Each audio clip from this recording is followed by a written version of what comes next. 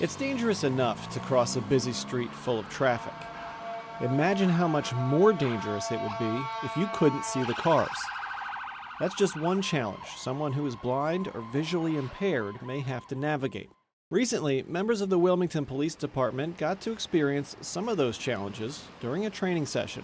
Officers put on blindfolds and, with some help, tried to cross Walnut Street without being able to see. Watch the curve to your right. He's going straight ahead.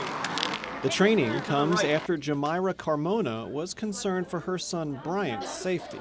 If no one sees him, you can't tell he's visually impaired. So my fear was that he wears a hat to shield from the sun, and sunglasses don't help him.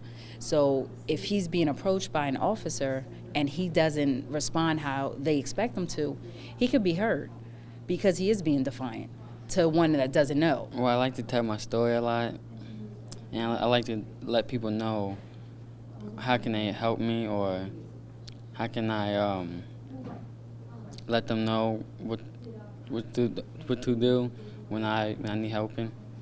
Teachers with the Delaware Division for the Visually Impaired helped officers understand how they can help Bryant and others like him. If I were to approach Bryant from the side, he may not see me. He might respond a little bit differently than somebody else. And that's what potentially could, cause a different reaction either from whoever or from Bryant. For these officers to understand, let's take a step back. If this person isn't responding, why I think, do they have a visual impairment? Do they have some sort of disability? Do they have hearing loss? What is going on? Maybe we should think about how we interact with people a little bit differently, and just giving that awareness to some of the officers here. In addition to crossing the street blindfolded, officers also tried to do simple tasks like opening and pouring a drink without being able to see. Any key indicator that we can process from this learning, from this training today, to have our first responding, our frontline patrol division officers recognize a symbol of blindness or a symbol of some type of impairment. Absolutely, it's a win for us. The training for officers is believed to be the first of its kind in Delaware.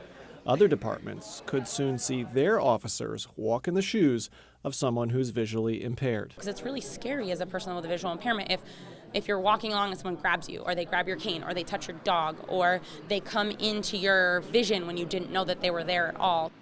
For Bryant's mother, training the police helps, but everyone can do their part to help those with disabilities. Be kind to people. Be kind. And if someone does ask for help, just help. Just help out.